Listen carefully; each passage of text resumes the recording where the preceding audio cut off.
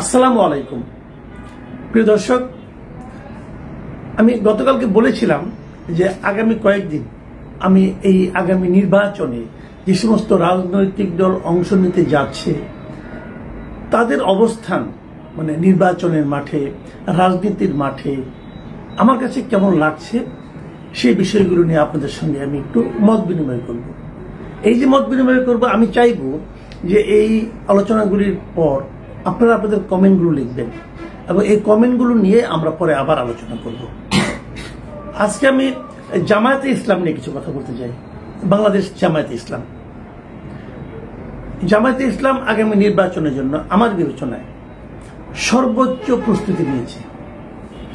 যে কয়টা রাজনৈতিক দল আসন্ন নির্বাচনকে সিরিয়াসলি নিয়েছে, যে কয়টা রাজনৈতিক দল 2024-এর অগাস্টে হয়ে যাওয়া গণ অভ্যুত্থানকে একটা তাদের রাজনীতির ক্ষেত্রে একটা বড় প্রাপ্তি হিসেবে বিবেচনা করে সেই প্রাপ্তিকে কাজে লাগানোর জন্য মানে খুবই সিরিয়াসলি কাজ করছে, তার মধ্যে আমি মনে করব যে জামায়াতে ইসলাম একেবারে শীর্ষস্থানে আছে এবং তারা নির্বাচনের জন্য এখনই কেবল বলবো না, আমি আরো আগে থেকেই বেশ বড় ধরনের একটা প্রস্তুতি নিচ্ছে।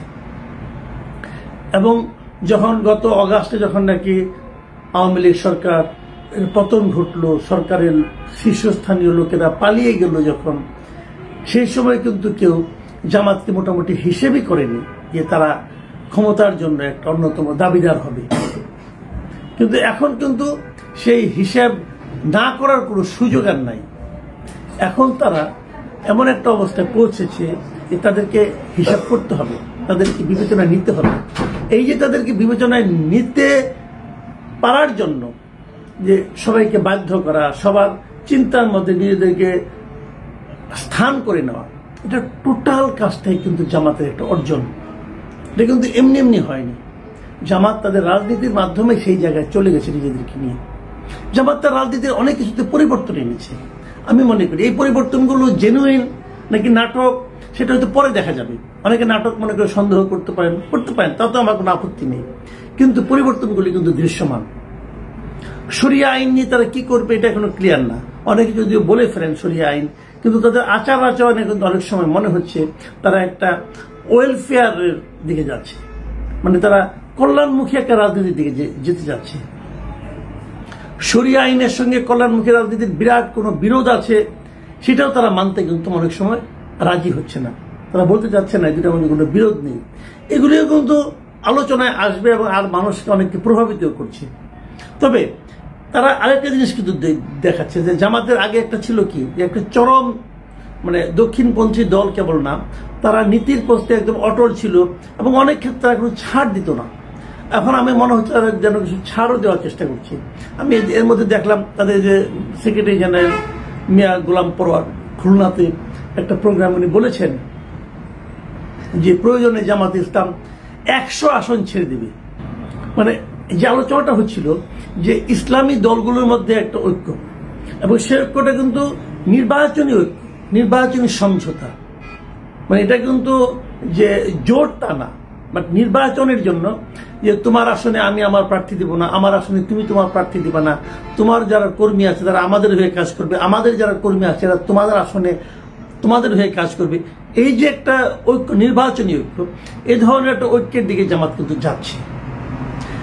এবং মিয়া পরোয়ার বলেছেন যে ওনারা প্রয়োজনে 100 আসন তার জোটের যারা শরিক হবে, জোট নির্বাচনী ঐক্যের যারা শরিক হবে তাদেরকে ছেড়ে দিবে। এটা কিন্তু একটা বড় রাজনৈতিক কৌশল। এই কৌশলের ফল কি হবে এটা বলা বড় কঠিন, কারণ বাংলাদেশে ইসলামী ভোট কিন্তু একদম কম নেই এবং সেই ভোটগুলো যদি একত্রিত করা যায়, এমনিতেই ডাকসু এবং জাকসু নির্বাচনের পর জামাতের পক্ষে একটা জোয়ারের মতো এসেছে। কিন্তু এটা আপনার বাস্তবে উঠুক আর মানসিকভাবে উঠেছে, কিন্তু আবার বিভিন্ন প্রত্যন্ত অঞ্চলেও তাদের পক্ষে কিছু কিন্তু তারা কিছু কল্যাণমূলক কাজ করছে এবং তারা নানা রকম চাঁদাবাজি, দখলবাজির বিরুদ্ধেও কিন্তু তারা ইতিবাচক ভূমিকা রাখছে। অনেকে বলছেন তারা আওয়ামী লীগকে প্রশ্রয় দিচ্ছে, যদি দিয়েও থাকে সেটাও কিন্তু আলটিমেটলি তাদের পক্ষেই যাচ্ছে। বিশেষ করে ভোটের রাজনীতিতে, এটা কিন্তু একটা বড় কথা। এসবের মধ্যে আরেকটা ঘটনা কিন্তু ঘটে যাচ্ছে, সেটা হলো জামাতের কিন্তু নেতৃত্বে পরিবর্তন আসছে ডিসেম্বরে। এটা অনেকে মাথায় রাখবেন। এখন নেতৃত্বে পরিবর্তনটা কিভাবে আসে? যেমন বিএনপি যদি কালকে বলে যে আমরা ইলেকশনের আগে আমরা আমাদের নিজেদের একটা কাউন্সিল করব, সবাই কিন্তু চোখ বন্ধ করে বলতে পারবেন যে সেই কাউন্সিলে মূল নেতা তারেক রহমানই হবেন। মানে বিএনপির গণতন্ত্রটা এরকম। যদি জাতীয় পার্টির গণতন্ত্র হয় সেখানেও একই রকম, সবাই বলতে পারবেন যে জিএমকেদের দল পদ ছাড়বেন না। কিন্তু জামাতের কিন্তু সেরকম নয়। জামাতের নির্বাচনটা বড় অদ্ভুত পদ্ধতিতে হয়। এখন যেটা মজলিসে শুরা আছে, এরা যারা আছেন জামাতের এমনিতে মেয়াদ হলো 3 বছর পর পর তাদের নেতৃত্বে পরিবর্তন আসে।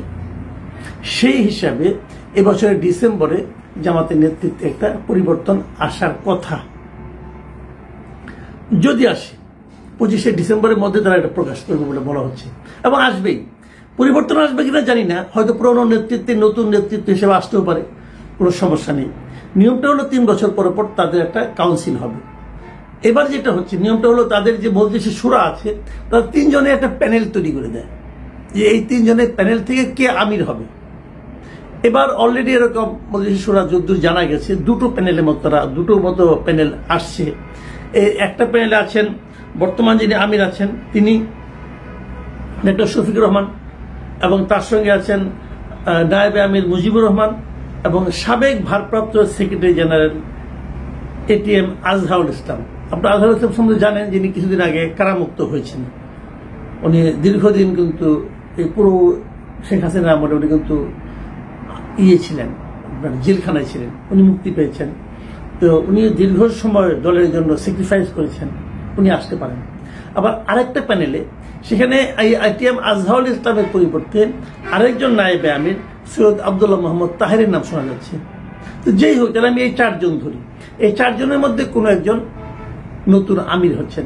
ডক্টর শফিকুর রহমান এর আগে 2বার আমিরের দায়িত্ব পালন করেছেন এবং খুব সফলভাবে কিন্তু দায়িত্ব পালন করেছেন। এবং নির্বাচনের আগেও আমি বলবো, আমি ওনাকে মানে জামাতের আমির হিসেবে খুবই স্মার্ট হিসেবে আমি পার্সোনালি বিবেচনা করি। ওনার কথাবার্তা মানে পরিণতি বোধ অনেক সময় আমার কাছে বেশ ভালোই লাগে। তো উনিও থাকতে পারেন, আবার নাও থাকতে পারেন। এই নির্বাচনটা এমনভাবে হয়, এই যে একটা প্যানেল হলো, এই প্যানেলের লোকদেরকে সারা দেশে ওনাদের যে 1 লাখেরও বেশি রুকন সদস্য আছেন তারাই কিন্তু ভোট দেন এই কাকে তারা আমির বানাবেন। এখন এই প্যানেলের মধ্যেই ভোট দিতে হবে তাও কিন্তু নয়, তারা প্যানেলের বাইরেও কাউকে ভোট দিতে পারেন। মানে এদের নেতা নির্বাচনটা হয় খুবই গণতান্ত্রিক প্রক্রিয়া। যদি সেভাবে হয় তাহলে নতুন যে নেতৃত্ব ডিসেম্বরে আসবেন এসেই তারা কিন্তু ফেব্রুয়ারি নির্বাচন নিয়ে ব্যস্ত হয়ে পড়বেন, তাদের উপর একটা বাড়তি চাপ আসবে। এখন নতুন নেতৃত্ব জামাতের রাজনৈতিক যে আপনার যে গতি তাকে বাড়াতেও পারে, আবার বলা যায় না কমাতেও পারে। কি হবে এই নতুন নেতৃত্ব সেটার উপর তার চেহারার উপর হয়তো অনেক কিছু নির্ভর করবে। তো আমার কেন যেন মনে হয় ডক্টর শফিকুর রহমানই থাকবেন, কারণ উনি এতদিন খুব ভালোভাবে দল চালাচ্ছিলেন। কারণ ওই অন্য কোনো কারণ না থাকে তাহলে ওনাকে রাখতে পারে। আমি জানি না ওনারা এই 1 লাখ রকমের মন তো আমি বলতে পারবো না, ওনারাই বলতে পারবেন। তবে যেটাই হোক এটাই হবে এই নির্বাচনের জামাতের যে ফলাফল কি হবে না হবে সেটাকে এগিয়ে নেওয়া। আমি যে কথাটা বলে শেষ করব, আমি মনে করি যে জামাতে ইসলামের সৃষ্টির পর থেকে, তার জন্মের পর থেকে, সে পাকিস্তান আমল থেকে ধরি অথবা ব্রিটিশ আমল থেকে ধরি, জন্মের পর থেকে কোন জাতীয় নির্বাচনে ভালো ফল করার যে বাস্তবতা, সেই বাস্তবতা এবার যে বাস্তবতা তৈরি হয়েছে এতটা অনুকূল পরিবেশ জামাতে ইসলামী কখনো পায়নি। কাজেই এই অনুকূল পরিস্থিতিকে তারা কিভাবে হ্যান্ডেল করতে পারে, কিভাবে কাজে লাগাতে পারে, এটাই হবে এই নির্বাচনে তাদের কাছে তাদের ব্যাপারে দেখার বিষয়। আর আমার আরেকটা ব্যাপার যেটা আমি জামাতে ইসলামের নেতৃবৃন্দকে বলবো, যে আপনারা যে কাজগুলি করছেন সেই কাজগুলিকে আরো একটু আপনাদেরকে ট্রান্সপারেন্টলি করতে হবে। কয়েকটা পয়েন্ট আমি বলি, যেমন আমি নিজে জামাত সম্পর্কে যে সমস্ত দ্বিধা আমার আছে সেগুলো আমি বলি। আপনারা শরিয়া আইন চান কি চান না বিষয়টা ক্লিয়ার করতে হবে।